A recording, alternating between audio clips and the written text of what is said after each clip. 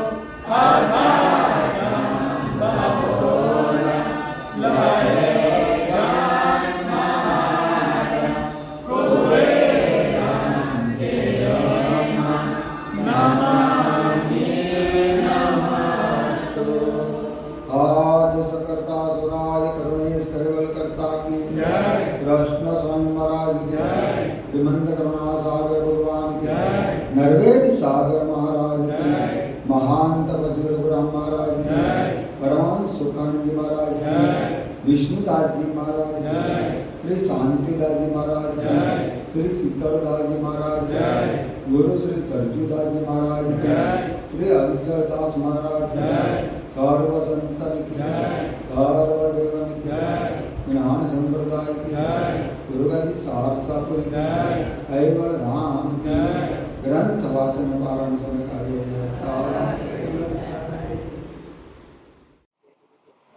श्रीमंत करुणा सागर भगवान की नरेश सागर महाराज की महान तपस्वी रघुराम महाराज की परमहंस सुखानंद जी महाराज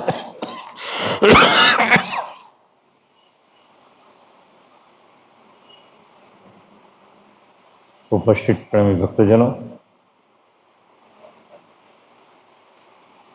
गई काले આપણે જગતની રચનાનો જે પાયો આનંદ બ્રહ્માંડના દરેક ઘાટ માત્રના શરીરમાં રહેલા જે અવયવોના તત્વો એનું કાલે નિરૂપણ કર્યું આપણે. પ્રથમ કૈવલ્ય કરતાને સંકલ્પ ઉઠે છે એટલે ઉપજન. એ ઉપજણ દ્વારા એને જગત રચવાનું જે મંડાણ કર્યું, તો ઉપજણને એણે પોતાના દિવ્ય દ્રષ્ટિ દ્વારા જોઈ. પ્રથમ ઉપજણ ઉપજી એને જરા આપણે થોડુંક રિપીટ કરીએ એટલે થોડો ખ્યાલ આવે. એટલે પોતે ઉપજણને એણે પોતાના દિવ્ય દ્રષ્ટિ વડે જોયું અને જોતાની સાથે એમાંથી જે પ્રકાશ બ્રહ્મ ઉત્પન્ન થયું અને એ પ્રકાશ બ્રહ્મમાં પોતાના સંકલ્પ શક્તિ વડે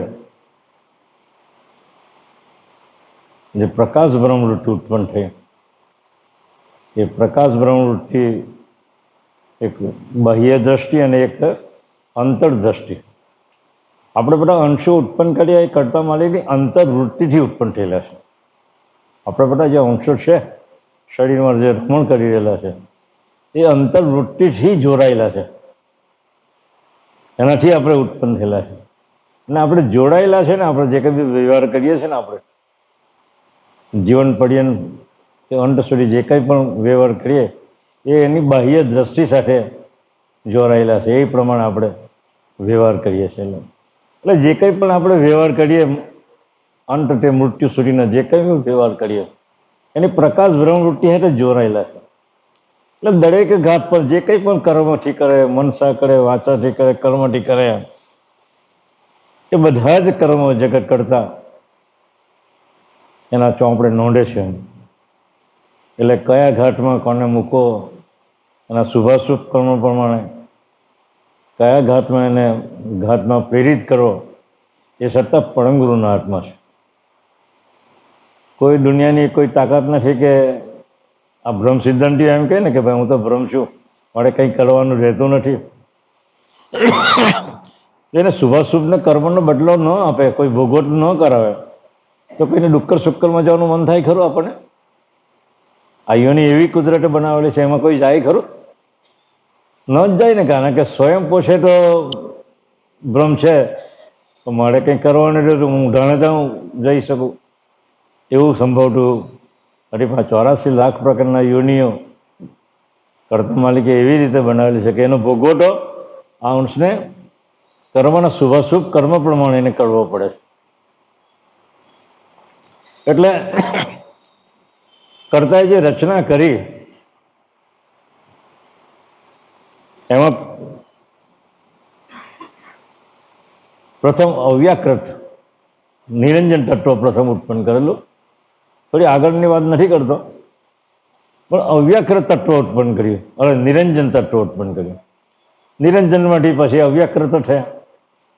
અવ્યાકૃતમાંથી પહેલાં આનંદ તત્વમાં આનંદ મહાકારણ આનંદ તત્વ, પછી મહાતત્વ કારણ, ત્રીજું છે તે ધનૈજન તત્વ કારણ અને ચોથું આનંદ તત્વ કારણ. હવે નિરંજન ને અવ્યક્રતમાંથી આ 4 તત્વ કર્યા તેમાં આનંદમાંથી પ્રકૃતિ ઉત્પન્ન થયું. આનંદમાંથી પ્રકૃતિ તત્વ કારણ થયું અને ધનંજયમાંથી ગણ ઉત્પન્ન થયા. પ્રકૃતિમાંથી ગુણ ઉત્પન્ન થયા અને ધનંજયમાંથી ગણ ઉત્પન્ન થયા.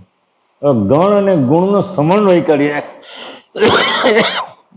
ગણ અને ગુણનું મિશ્રણ કરીને દેહોની રચના કરી.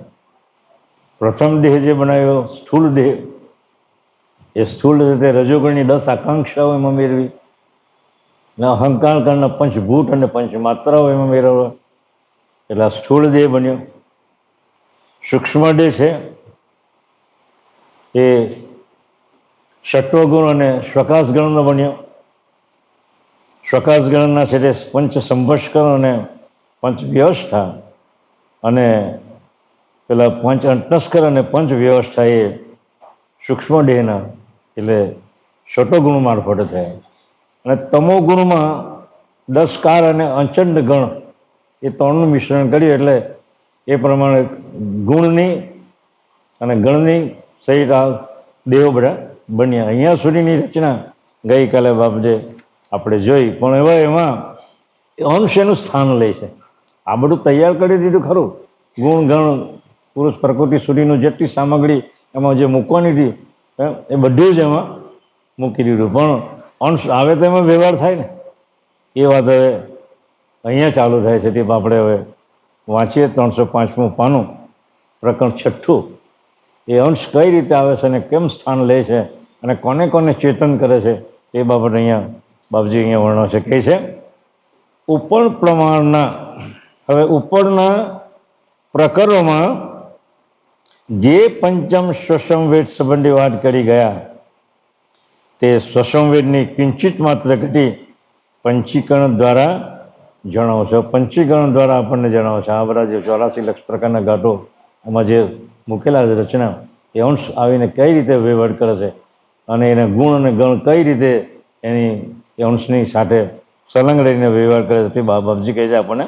કહે છે કે 5 પ્રકારની જંગમ જાતિ પૈકી આપણા માનવ જાતિના અલંકારવાળા ઘાટને વિશે જે તત્વ વિભાગ પોખેલા હતા તેનું પંચીકરણ કહું છે. જે 84 તત્વો જે પોખ્યા છે ને, ઈચ્છાવૃત્તિના 72 તત્વો, સજીવન વૃત્તિ અને હવે અંશવૃત્તિ આવીને આ બ્રહ્મરંધ્ર એટલે પાંચમો જે પરમ કારણ દેહ છે, આ એ બ્રહ્મરંધ્રની અંદર 1000 પાંખડીવાળું કમળ છે. એ કમળનો ઉપર છલ્લો એ આવીને એની વૃત્તિ પ્રેરિત કરે છે અને જેવી એ અંશ આવે એટલે એની પ્રથમ એની વૃત્તિ આ પ્રણવની પણ પડે છે. પ્રથમ વૃત્તિ કોની પર પડે? પ્રણવની પણ. અંશની વૃત્તિ પહેલી પ્રથમ પ્રણવ પર પડે.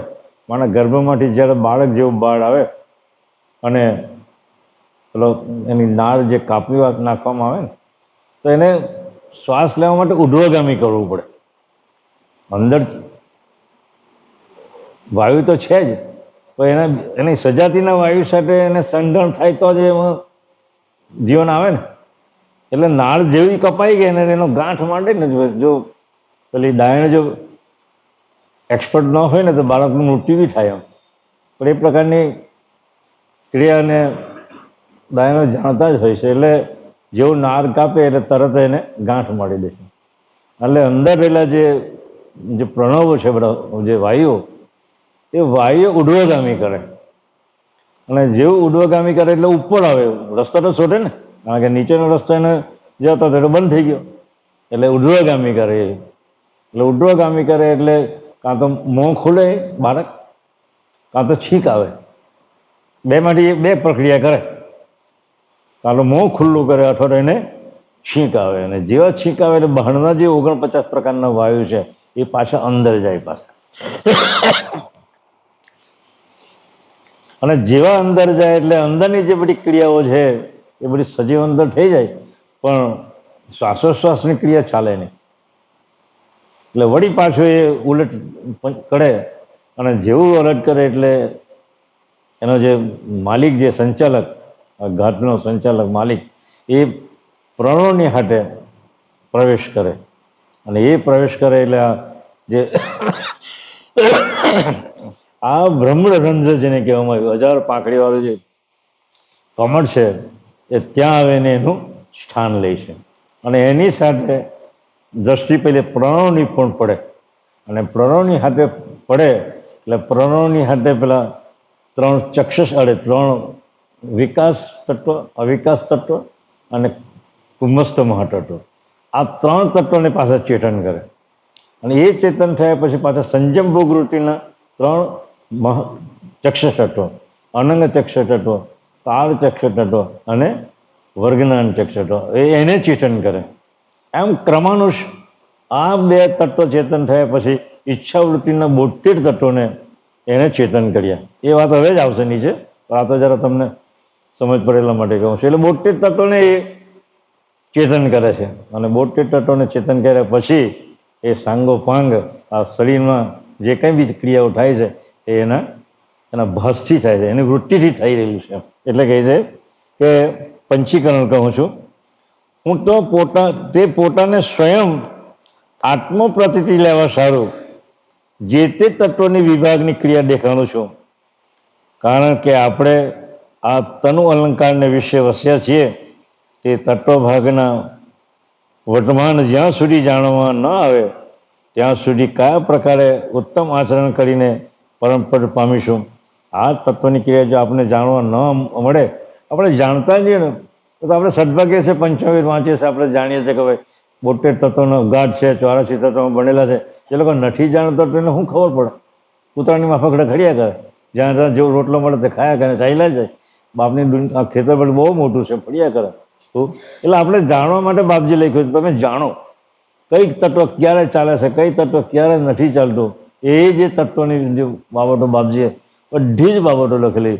અચરણગણની કાળની 10 ભાવનાઓ આ અને તેને શું શું કામ કરે છે આ 84 તત્વોમાંથી, આ 72 તત્વો કયા કયા તત્વોમાં શું કામ કરે છે એ બધી એની ઉલટ ક્રિયા બી પાછી બતાવી છે. એ સુરત ક્રિયા તો છે જ, આપણે જાણીએ છીએ, પણ ઉલટ ક્રિયા આંખની ધારો કે દ્રષ્ટિ છે તો એવી વસ્તુ જોઈએ. પરમ ગુરુના ચરણ સિવાય બીજું જોવું. આપણે તો રૂપને નહીં રાખીએ ને, કારણ કે રૂપ તત્વ આંખની ઉપર મૂકેલું છે અને અનંગ ચક્ષ તત્વ એનું સેલાણી મકાન છે.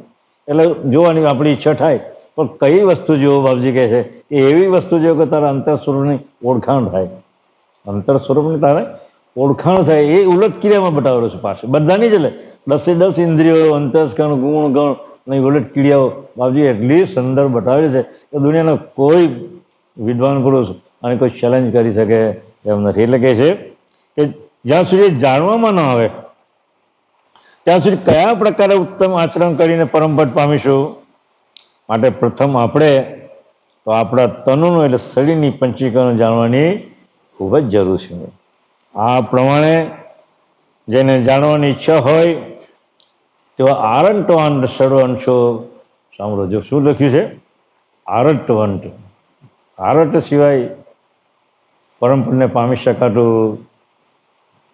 નરેશ સાગર બાપજી કે મેં દુનિયાના દરેક મહાપુરુષોને મેં બધું જ આપી દઉં, તો આરાધ તો મારા પરમ ગુરુને જ આપું, બીજા કોઈને આપું. એટલે દયાળુ પણ અહીંયા આરટવાન પુરુષને વાત કરે છે. ભાભી એ કોઈ ચોપાઈ બી કે ને એ કોઈ આરત વંટ પતિને કે બિછરને કરને મિલાવું, પરમ ગુરુ કો આઈ મિલો તો એ પુનઃ રખે. અચરજ સાગર બાપજી ને માટે એમ કહે છે કે તમારી આરત પરમ ગુરુને સમર્પિત કરો. એટલે માટે હે અંશ, આ તો ઉલટ માર્ગ હોય, નિર્વાણ અનુભવ લેવાનો છે. વળી સ્થૂળ દેહથી લઈ નિજરૂપ અંશ સુધી જડ ચેતનની નીતિ કહેવાની છે.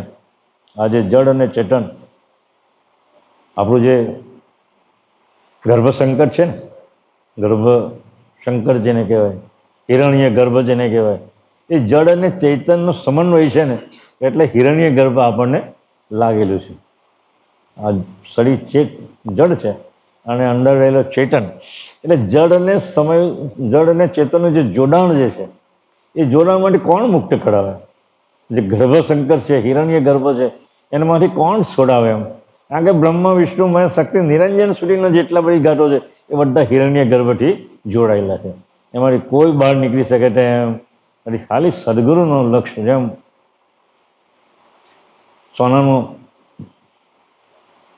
સોનો ટુકડો મૂક્યો ને એની બાજુમાં પાડો મૂક્યો, પાડો થર્મોમીટરમાં જે પારો આવે ને એ પારાનો ગુણ છે સોનાને ચૂસી લેવાનો. પારાનો ગુણ ચૂસી લેવાનો, પછી એમાંથી સોનું નીકળે નહીં તમારાથી, ગમે એટલા પ્રયત્ન કરો.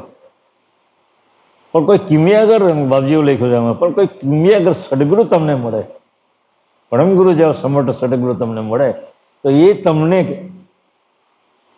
કેમ બહાર કાઢવું, કઈ રીતે એમાંથી છૂટું પાડવું એ તમને એક કિમિયાગર શીખવે. એટલે આ દયાળુ કહે છે કે આ જડને ચેતનની જે રીત છે, એ નીતિ છે, એ હવે તમને કહું છું કે કઈ રીતે છૂટું પડે છે.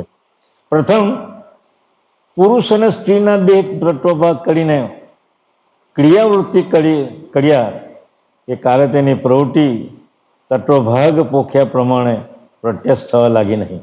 એટલે આપણે ક્રિયાઓ બધી તત્વ બધા તૈયાર કરી દીધા, એમ સજીવન વૃત્તિ સુધી બધું તૈયાર કરી દીધું, પણ અંશ જ્યાં લગી આવે નહીં કારણ કે ક્રિયા કોઈ થાય નહીં. એટલે કહે છે, એટલે ઘાટને વિશે પડ્યા સર્વ તત્વભાગ ચેતન થઈને વર્તવા લાગે છે. હું તે પ્રથમ થવા લાગી નહીં ત્યારે કર્તાએ પોતાનો અંશ નિર્માણ કરીને ઘાતોને વિશે પેડ્યો એટલે સર્વ તત્વભાગ ચેતન થઈને વર્તવા લાગે. ચૈતન્ય અંશ આવ્યો ને પોતાનું સ્થાન લઈ લીધું, રાજો આવી ગયો અંદર શરીરની અંદર અને હુકમ કરવાનું ચાલુ કરી દીધું. એટલે કહે છે એ તત્વભાગ ચેતન થઈને બધા વર્તવા લાગ્યા.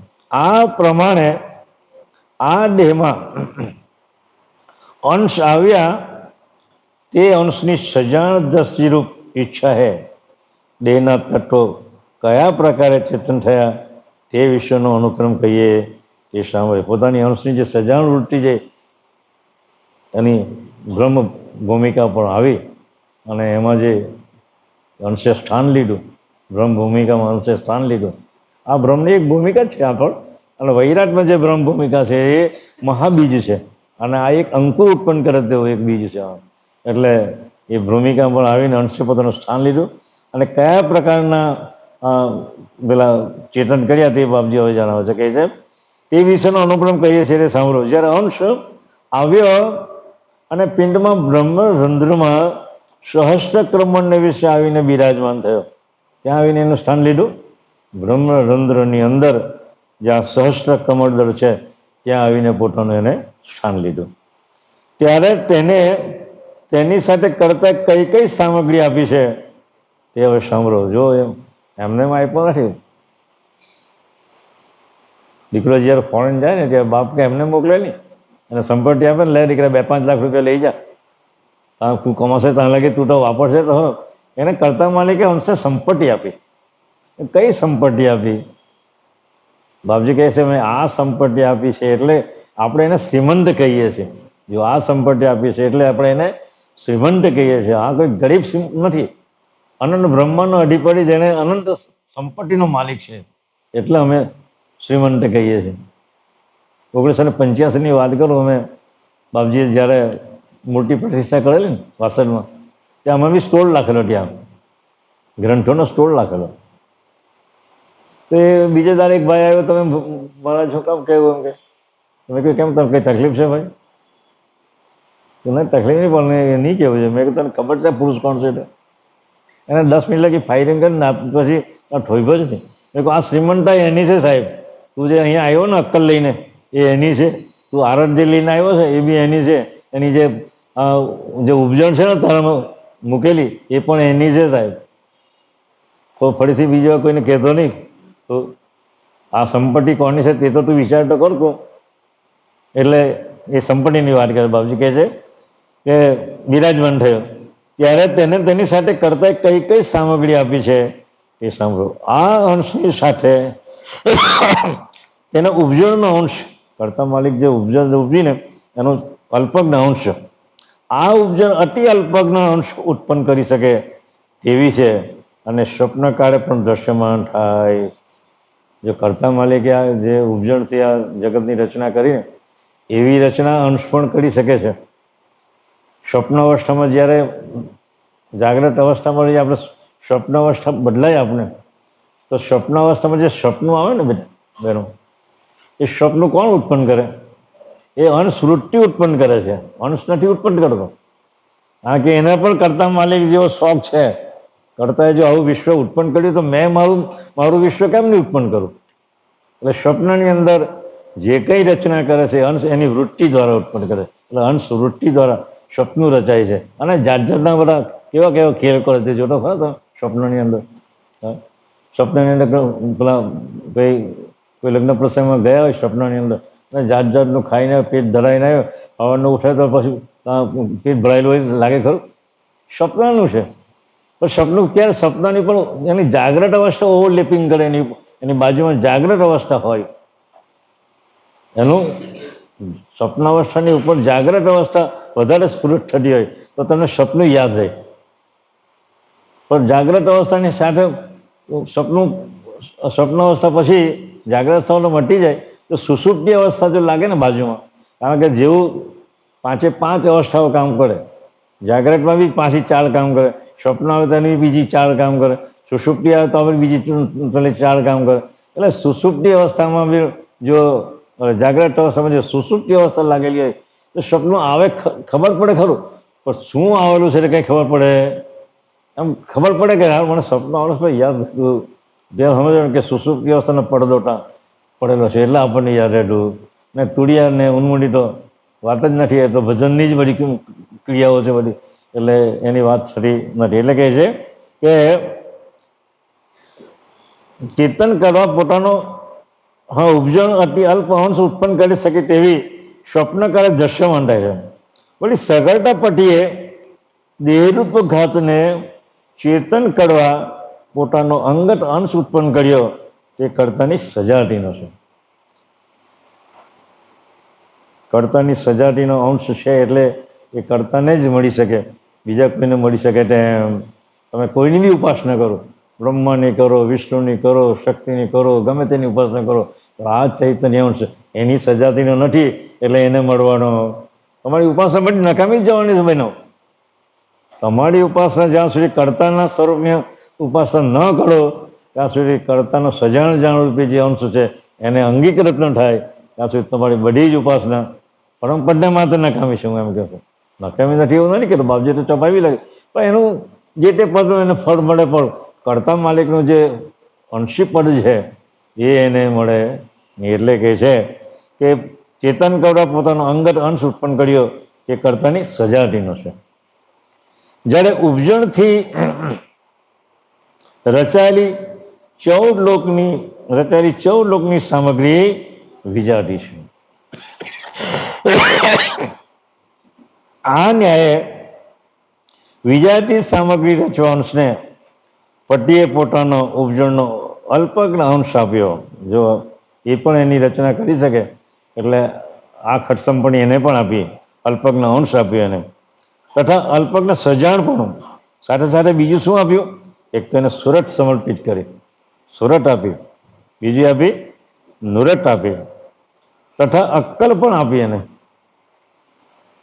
અને આરત સહ 6 અલ્પ વિભૂતિ રૂપ ઐશ્વર્યતા આપીને અંશને પિંડને વિશે વસાયો. હવે પિંડને આટલી અક્કલને સુરતને નુરતને ઉપજન આ બધું આપ્યું અને અંશને આ પિંડને વિશે વસાવ્યું. આ અંશની સજાણ ભાસ વૃત્તિ, હવે કોણ કોણ ચેતન થાય છે તે પછી આ બધું સમજાવે છે બાપજી આપણને.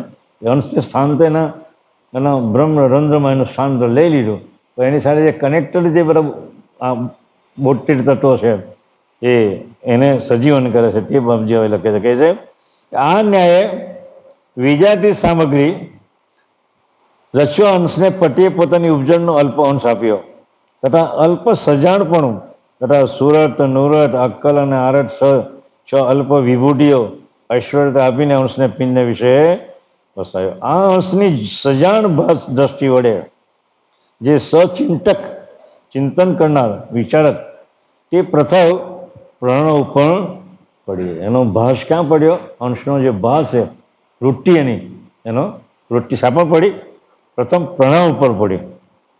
એથી કરી પ્રણવ જે 3 જે મહાતત્વ હતા ને પેલા સંજમ ભોગવૃત્તિના 3 ચક્ષુષ તત્વો, પ્રણવરૂપને 3 મહાતત્વને ચેતન કર્યા. પેલા પ્રકાશ બ્રહ્મવૃત્તિના જે 3 મહાતત્વો હતા ને વિકાસ અવિકાસ ને કુંભસ્થ એને ચેતન કર્યા. અને પછી સંજમ ભોગવૃત્તિના 3 ચક્ષુષ તત્વો એને ચેતન કર્યા. તે કયા? અનંત કાળ ને વર્ગ, એ 3 ને ચેતન કર્યા. પછી તેણે ઈચ્છા વૃત્તિના તત્વોને ચેતન કર્યા. ઈચ્છા વૃત્તિના જે 72 તત્વો 3 ગુણ અને 3 ગણના જે પરિવાર છે એને ચેતન કર્યા. એ કેવી રીતે એ સાંભળો. પ્રથમ ઈચ્છા વૃત્તિએ નિરંજન તત્વોને જે જ્યોતિરૂપ અભિમાન તેને સચેતન કર્યું. ઈચ્છા વૃત્તિએ કોને સચેતન કર્યું? નિરંજન તત્વ. કારણ કે ઈચ્છા વૃત્તિનું પ્રથમ તત્વ નિરંજન તત્વ છે ને,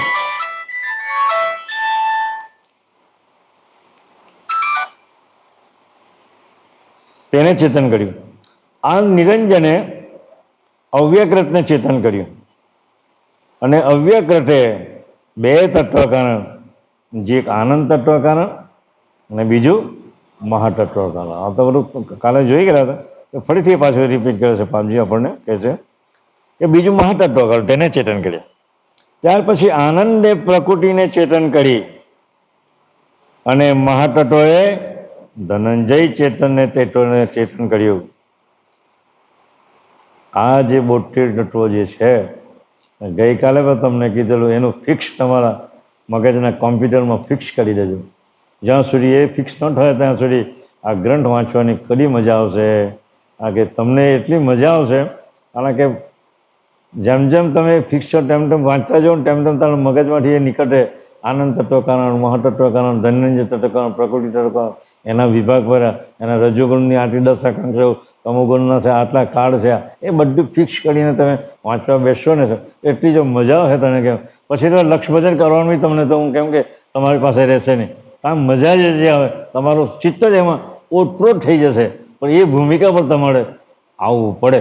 ત્યાં સુધી વાંચવા ઠીક છે, બરાબર છે, પણ એ વાંચતા જ્યારે મજા આવે, જ્યારે બધું આ તમને તમારા કોમ્પ્યુટર રૂપી મગજની અંદર ફિક્સ થઈ જાય ત્યારે જ મજા આવે. એટલે કહે છે પછી ધનંજય તત્વોએ ચેતન કર્યું મહાતત્વોએ. પછી પ્રકૃતિએ 3 ગુણને ચેતન કર્યા. 3 ગુણ એટલે કયા?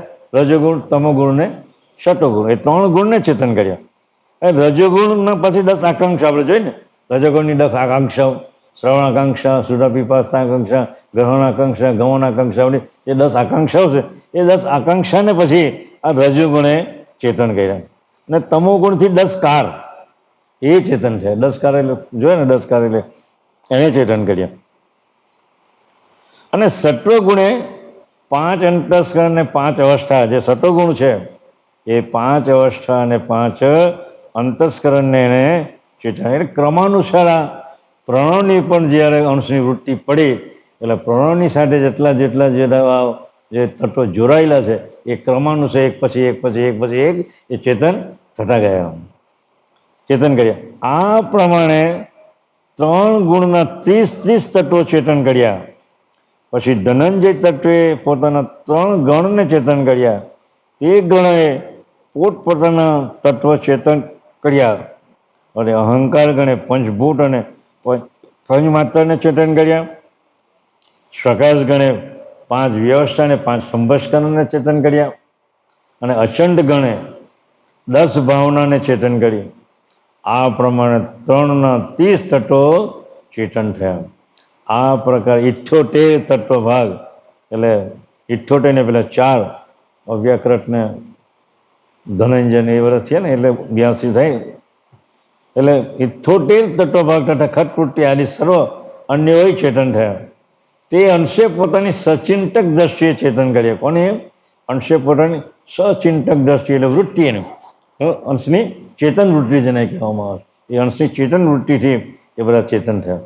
જેમ કોઈ એક નૃપતિની પોતાની આજ્ઞા વડે કામદાર લશ્કર સરસ હુકમ સતાની થાઠે જ પોતાના કામ કરવા સારું ચેતન થઈ સાવધ થઈ જાય બેસે છે, તેવી જ રીતે જેમ કોઈ હુકમ કરે, કલેક્ટર હુકમ કરે કોઈ 144ની કલમ સુરતમાં લાગવાની છે, બધા જ એનું ઉપર કરવું પણ બધા જ પોલીસ સ્ટાફ એકદમ સટેક થઈ જાય. એમ કરતા માલિકનો અંશ જેના સ્થાન પર આવીને બિરાજમાન થાય એટલે તરત જ આ બધી જે બધી જે એનું ડિપાર્ટમેન્ટ છે, બધું પરિવાર છે, તરત જ સચેત થઈને બધું કામ કરવા લાગી બેસે છે. તેવી જ રીતે આ ન્યાયે અને આ જ પ્રકારે અંશની સજાણ સચિંતક ચેતન દ્રષ્ટિરૂપ હુકમ વડે તનુના સર્વ તત્વભાગ જે ક્રિયારહિત અસાવધ હતા એ સર્વમાં ચેતનપણું આવી ગયું. હવે ચેતનપણું આવી ગયું. જેમ લોહચુંબક કેમ હોય, તાંકડી બાજુમાં પડેલી હોય પણ ન છે, પણ જેવું એને ચોંટાડે એટલે તરત એનો ગુણ તો તાંકડીની અંદર આવી જાય. આ એક લોહચુંબક સમજો ને, અંશની વૃત્તિ એટલે લોહચુંબક. અને એ લોહચુંબકના બધા જે ગુણ ગણ અંતસ્કરણ છે બધા છે, એ બધા તત્વો છે બોટ, એને કામ કરતા કરી દીધા, એટલે પેલા એની સત્તા બધી વ્યાપક થઈ ગઈ. જેમ આપણે જાગ્રત થયા તે સમયે કોઈ પણ પ્રકારની બાહ્ય ક્રિયા સિવાય શરીરમાં હોશિયારી અભિમાનરૂપ ચૈતન્યતા ધારણ કરીએ છીએ. એવી જ રીતે એ પ્રકારે ચેતન થયેલા તત્વોની ચૈતન્યતાનું સ્વરૂપ જાણવું. જેમ માનો આપણે છૂટેલો હોય ત્યાં સુધી આપણને બધા તત્વો તો નિષ્ક્રિય જ પડેલા હોય ને, કોઈ કામ નહીં. પણ જેવું આપણે જાગ્રત થઈએ તરત જ પેલા બોતેર તત્વો જાગ્રત થઈ જાય અને કામમાં લાગી જાય. આમ અન્યોન્ય તત્વો ચેતન થયા એટલે અંશની ઈચ્છાથી 5 દેહના તત્વોની પ્રવૃત્તિ ભિન્ન ભિન્ન જે તે તત્વોના સામર્થ્ય પ્રમાણે વર્તવા લાગે, એ પ્રમાણે થવા લાગે. ખટવૃત્તિ આદિ 84 તત્વ ભાગની સાધારણ પ્રવૃત્તિ હવે પ્રકરણ 7માં આપણે જોઈએ. આ સત્સંગની એક વાત મને યાદ આવે છે.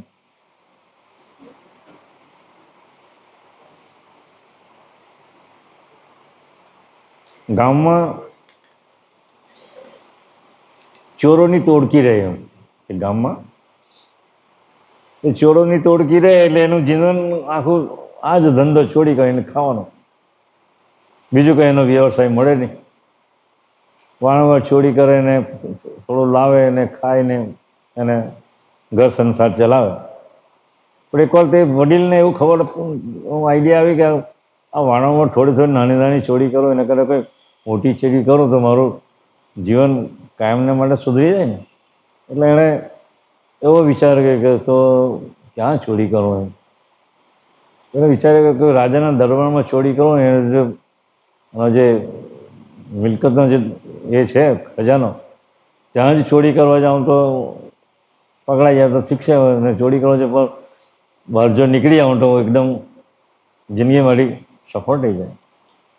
એટલે હવે વિચાર આવીને એને જે રાજાઓ તો રાતના જે વિચરણ કરે ને પોતાની પોતાની પ્રજાને જોવાના માટે સુખી છે કે દુઃખી છે તો વેશ પરિધાન કરીને જોવા નીકળે. એટલે આણે પણ એક વાર વિચાર આવ્યો કે ચાલ હું પણ જરા રાજાના વેશ ધારણ કરી અને મળે રાજાના દરબાર સુધી તો પહોંચી જાઉં. એટલે એણે રાજાનો વેશ પરિધાન કર્યો અને દરબારમાં જેવા પેલા દરબારીઓ ધોવેલા હતા તો પેલા લોકોને એમ કે રાજા કદાચ વેશ ધારણ કરીને આ પ્રજાની સુખ દુઃખની વાતો જાણવા કે ગયા હશે. એટલે પેલા એને તો એન્ટ્રી આપી દીધી, પેલા ચોરને એન્ટ્રી આપી દીધી. બધા વેશ તો પેલા રાજાના વેશ પડેલો હતો, બધા એને એમ જ કે રાજા જ આ તો આવી પ્રજાનું ભરણ જોવા માટે ગયેલા. એટલે બધા એને તો કોઈ રોઈ કોની અને સીધો એનો રાજાનો જ્યાં તિજોરી હતી ને ત્યાં પહોંચી ગયો અને રાજાની તિજોરી ખોલી. ચોર તો અઠંગ ઉઠાવી તું આપણે ચાવી વાર આવે ને ગમે તેવું ચાલુ બગડી ગયેલો હવે ચાવી તમને ખોલીને આપી દે. એ બધા માસ્ટરી હોય લોકોની બધાની. એટલે પેલાની માસ્તરીથી ચાવીથી પેલા પેટારો ખોલે ને જેટલું ઊંચકાયેલું ધન લઈને નીકળી આવ્યો. લઈને નીકળી આવ્યો ત્યારે એના વડીલોએ એને એક એવું સમજાવેલું કે દીકરા તમે ચોરી કરો તો ખરા વાંધો નહીં, પણ જિંદગીમાં સત્સંગ થતો હોય ને ત્યાં જવું નહીં. એમ કે જિંદગીમાં કોઈ બી જગ્યાએ સત્સંગ થતો હોય, સંત પુરુષોની વાણી હોય તો સાંભળવી નહીં. એના મગજમાં એ ફિક્સ થઈ ગયું. પણ પરિસ્થિતિ એવી નિર્માણ થઈ કે જ્યાં ગામના પાદરેથી રસ્તો જતો હતો એના ગામ જવાનો, ત્યાંથી જ એ રસ્તો એને જતો હતો અને રસ્તો થોડો અવળો એટલે ગયો તો નીકળ્યો તો ખરો, પણ જતા જતા સત્સંગ તો સંભળાતો હતો. એટલે એને વિચાર કે દાદાએ કીધું છે આનું કંઈ સાંભળતો જેવું નથી. એટલે કાનમાં 2 આંગળી નાખી દીધી, કાનમાં 2 આંગળી નાખી દીધી. એટલે ચાલો કે શબ્દ તો સંભળાય નહીં ને.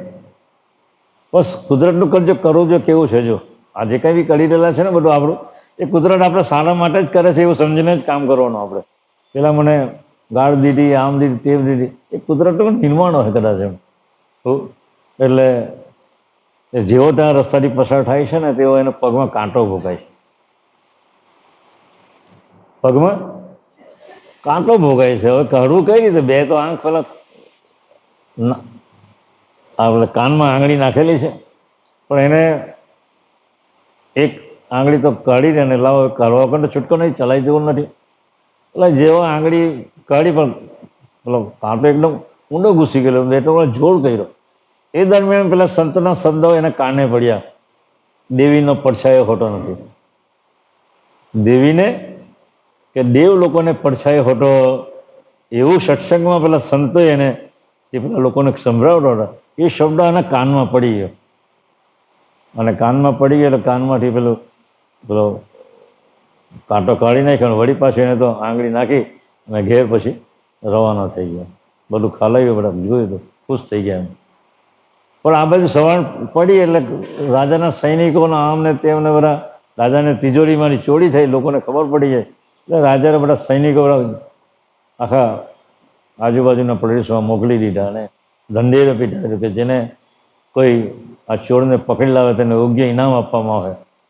તો પણ અઠવાડિયે 15 દાડા કોઈ પકડાય નહીં. એટલે પેલા લોકો યુક્તિ કરી એવી રાજાના પેલા કે આપણે એક કામ કરીએ. આપણે એમ કહેતા જે આજુબાજુના ગામડાઓમાં છે તેમાં દેવીનો વેશ લઈને આપણે એમ કે જાણે કે ગામમાં જઈએ અને એમ કહીએ કે ભાઈ આ પુરુષને દેવી પ્રગટ થાય છે, તો જેણે પણ ચોરી કરી હોય તો એને માલ મિલકત અહીંયા મૂકી દે તો રાજા કંઈ કરશે નહીં, પણ જો પકડાઈ જશે તો એને દંડની સજા કરવામાં આવે. એટલે પેલા એમ કરતાં કરતાં પેલા જે ચોર જે ગામમાં રહેતો હતો એ ગામમાં જ પેલી પ્રવૃત્તિ કરનારા પેલા પુરુષો બધા આવી ગયા ને એને એક દેવીને છે તે દેવીનું સ્વરૂપ ધારણ કરીને પેલું કોઈ ધૂણતી હોય ને એ ટાઈપની બધી ક્રિયાઓ કરતા હતા. અને કહે છે કે ભાઈ આ દેવી પ્રગટ થયેલી છે, જેને ચોરી કરી હોય તો સાચું બોલી લેજો, એ તો આ દેવી પ્રગટ થયેલી છે એના ઘરમાંથી એ બધું કાઢી લાવશે. એટલે જે હોય તે સાચું બોલી લેજો, પણ પેલો એના ઘર પાસેથી પસાર ના જાય પેલી તોડી પછી, તો પેલો ચોર બી બારણા પર ઠોપેલો છે, પણ એના એક શબ્દ યાદ આવે છે, દેવીને પડછાયો હોતો, પણ આ દેવીને તો પડછાયો પડે છે. એમ શું કહે છે, આ દેવી જે કરી રહેલી છે તે દેવીને તો પડછાયો પડે છે, પણ સંતના વચન પર તો મને વિશ્વાસ છે. એમ કે પેલો કે સંત કદી જૂઠું બોલે, દેવીને પડછાયો હોતો, એટલે એને ચોક્કસ માની લીધું છે આ મને પકડવા માટે જ આ બધું એક કાવતરું રચેલું છે, એટલે એમાંથી બચી જાય છે. એટલે પેલા વિચારો કે સંતના એક જ શબ્દમાં મારું જો જીવન બદલાઈ જતું હોય, સંતના એક શબ્દની અંદર જો જીવન બદલાઈ જતું હોય, તમે કાયમ માટે સત્સંગ કરવા જાઓ તો મારું જીવન નહીં બદલાઈ જાય. અને એ રીતે એને ચોરી કરવાનું છોડી દીધું અને સત્સંગની અંદર લાગી ગયો, અને છેલ્લે એ પરમપદને પામ્યો. તમે વિચારો કે એક સંતને એક સામાન્ય, એમાં કોઈ હતું જ નહીં, લક્ષાર્થી કંઈ વિચારતો હતો નહીં, દેવીને પડછાયો હોતો, બસ આટલું સમજ્યું, એટલા માટે એની જિંદગી આખી બદલાઈ ગઈ. એટલે આપણે આ સત્સંગનો કેટલા દિવસથી એનો લાભ લઈ રહીએ છીએ. પેલા તો એક જ શબ્દમાં એની જિંદગી બદલાઈ ગઈ, તો આટલા દિવસમાં આપણું તો જિંદગી નહીં બદલાઈ જાય? બદલાઈ જાય ને. પણ જે શુદ્ધ ચિત્તે જો સાંભળીએ તો જિંદગી એનું બદલાઈ જાય. હવે સમય પણ થઈ ગયો છે, હવે આવતીકાલે આપણે એને જોઈશું.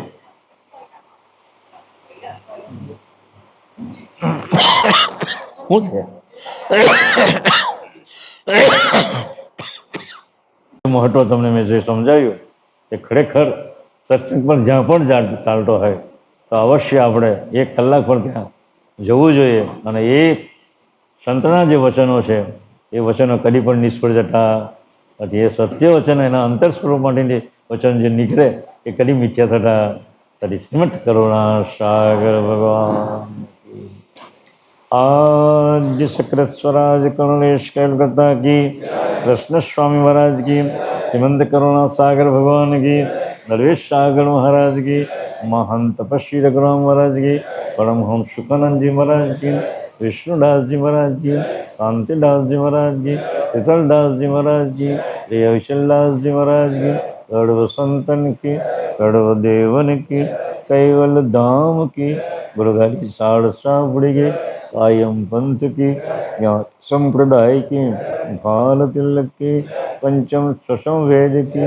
जगास्थान की, रणवाचन पूर्णावधि समय का सत कैवल शाहे।